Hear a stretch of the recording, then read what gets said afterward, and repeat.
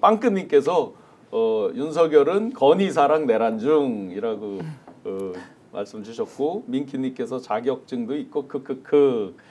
정말 개소리 정치학입니다. 화생님께서 많은 분들이 정말 실망도 하고 그러죠. 그런데 저는 여기에서 지금 변호인이 어떤 일종의 이제 극단적인 어떤 하나의 전술을 쓰려고 하는 거, 또 갑자기 이제 어떤 비책처럼 이야기하는 거, 윤곽근 변호사가 지금 마치 엄포 놓듯이 하는 거, 이 부분을 전혀 다르게 해석합니다. 많은 분들께서 아까 이제 법조 기자분들 이렇게 전화 연결해서 물어보니까 대부분이 변호인단이 그만 사임하면서 시간 지연 전술을 쓴다 이렇게 말을 했습니다. 저는 그 부분도 있겠지만 그것보다 훨씬 큰 그림이 있다고 생각합니다. 바로 윤석열의 하야라고 생각을 합니다. 어떻게 보세요? 저는 근데 위원장님. 뭐 본인이 그러니까 이제 법적으로 먼저 말씀을 드리면 네. 탄핵 소추가 된 상황에서는 본인이 하야를 하고 싶어도 하야를 할 수가 없습니다. 네. 이제 파면이 되느냐 안 되느냐 둘 중에 하나만 있을 뿐이지 그때부터는 이제 본인이 사직서를 내고 사표를 낼 수 없게 되어 있거든요. 그렇죠. 법적으로. 징계 중에 사임 못하게 돼 있죠. 맞습니다. 징계 네. 중이기 때문에 지금 이제 사표를 내지 못하게 되어 있습니다. 그래서 하야는 법적으로 불가능하다. 물론 어떤 정치적으로 내가 하야를 하겠다라고 하면 또 이제 동정 여론이 좀 인다든지 지지자들이 무슨 탄핵이야 대통령님께서 하야를 하신다는데 막 이제 이런 분위기가 이제 좀 형성이 네. 될 수는 있겠죠. 하지만 이제는 본인이 하야할 자격도 없는 상황이 되었다라는 것을 분명히 알게 해줘야 된다 생각합니다. 박사님은 이 부분은 어떻게 생각하세요? 제가 민주당에서 이미 벌써 지적도 했는데요. 네. 제가 이제 어제 MBN 가서 얘기를 했어요. 중대결심이라고 얘기하길래 너 협박하냐? 이러면서 이제 중대결심이라는 게 할 수 있는 게 하나밖에 없어. 하야밖에는 방법이 없어 실제적으로. 근데 말씀하신 것처럼 하야가 불가능한 상황이기 때문에 저는 끊임없이 소위 이 탄핵 심판 이후에 본인이 살 수 있는 준거로서 자기 지지층들을 최대한 묶어두고 결집하는 것. 그러니까 지금 부정선거라고 하는 하나의 카테고리가 지금 만들어져 있는 거잖아요. 또 하나가 말씀하신 것처럼 나는 정치적으로 하야를 선언했어. 그럼에도 불구하고 헌재가 나를 이렇게 해? 야 이제 끝까지 싸워야 돼 라고 하는, 제가 볼 때는 거의 이 싸움의 프레임들을 지금 서서히 만들고 있고, 저는 지금 걱정되는 게 2월 15일 날입니다. 광주에서 이제 네네. 집회를 하는 상황인데 거기서 어떤 형태로든 난동을 부리려고 다 노력을 할 거예요. 네.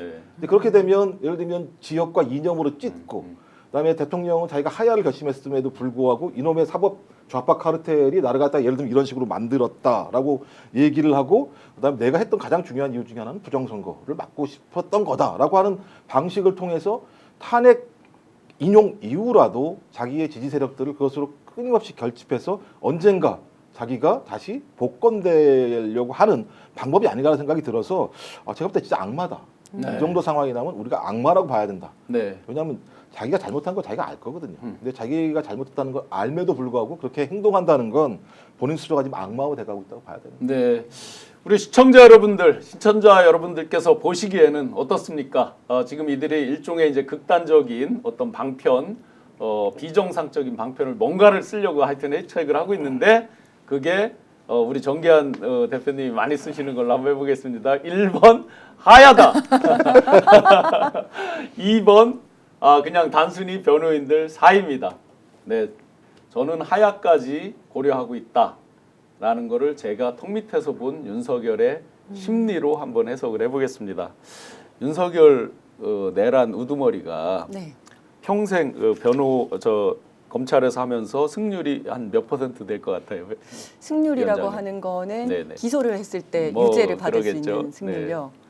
근데 우리나라 검찰이 기소를 해서 유죄를 받아내는 확률이 99%가 넘거든요. 그래서 그거에 평균이 99%가 넘어요. 그거에 네. 미치지 못하면 평균 이하인 사람인 네, 겁니다. 맞습니다. 평균 이하인가요? 바로 그 부분 아니죠. 이분은 100%예요. 100%예요. 자기가 기소하면 나머지는 공판 검사가 이기든 지든 자기는 모르겠다. 머릿속에는 평생을 이기고 살았어요. 거슬러 가면 2017년 이후부터 해서 네. 보면 조국 씨와의 한판, 네. 지금 조국 대표와의 한판도 이겼죠. 추미애 장관 한판도 네, 본인 네. 기준으로 이긴 거예요. 네. 대선 후보도 이겼죠. 대선도 이겼죠.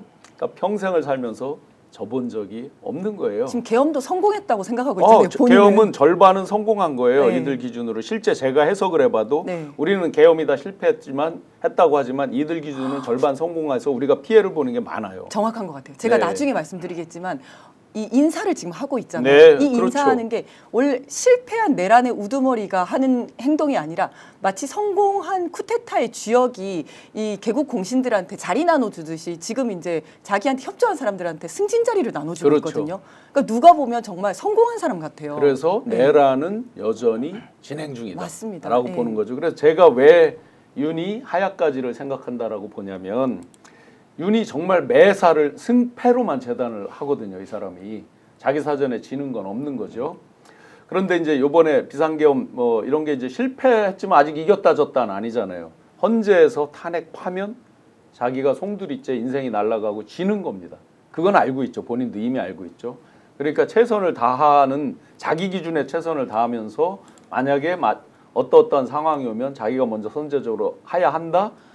우리 위원장님이 말씀 주셨듯이 법적으로 하야를 못하기 때문에 하야한다예요. 생태를 그렇죠. 쓰면서 자기가 하야하면 어떤 그 다음 국면이 뭐가 펼쳐질까요? 국민의힘에서요. 지금 대통령이 이렇게 해서 하야를 했는데 이거에 대한 적격성 이거를 심판해달라고 계속 시간 끌기로 비밀겠죠.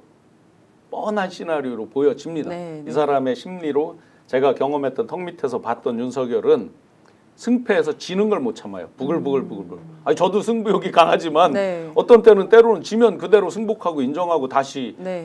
첫 스타트 라인에 다시 서고 이러는 거잖아요, 사람이. 네. 근데 이 사람은 그게 안 됩니다. 어쨌든 판을 계속 흔들려는 노력들을 하는 것 같아요. 정치를 하고 있잖아요, 네. 그죠? 그래서 저는 그런 측면에서의 하야라고 생각하는데 시청자 여러분들께서 어떻게 답을 주셨는지 대부분은 어쨌든 시간 끌기 전략으로 말씀 주시고 하야 절대 안 된다. 하야에 대해서 안 된다라는 의견들이 많이 있으십니다. 그래서 절대 탄핵만이 답이다. 하야 파면 결국 결론은 하야는 안 된다. 당연히 탄핵 파면 시켜야 된다로 기결이 되는 것 같습니다. 참 저희가 그래도 체포 구속되면서 많이 이 서울의 봄 시즌 2가 잘 열리겠구나라고 생각을 했는데 봄은커녕 다시 엄동설안에서 헤어나지 못하는 서울 아닌가.